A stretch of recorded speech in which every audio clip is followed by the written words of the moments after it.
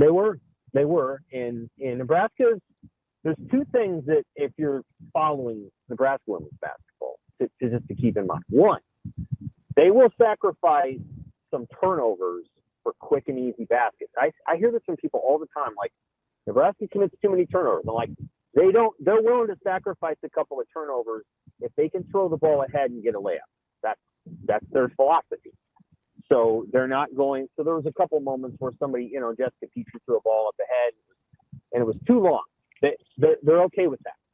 They want the easy basket more than they're worried about making the perfect pass every single time.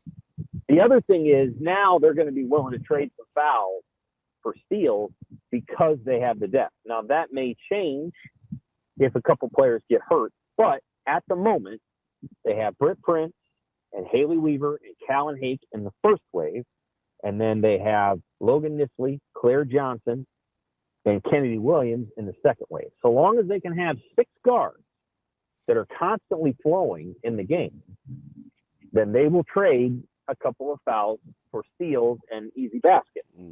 And so long as those things remain true. Now, she has not had that kind of depth before, and I thought she always kind of kept a tight roster, not enough players. But this year, they got them. And before the season, I asked her, I said, did the injuries to Widener and Potts, which really derailed the last 2 seasons around there, I said, did that convince you to go with a larger roster so that when these players got hurt, you didn't feel like you were caught short?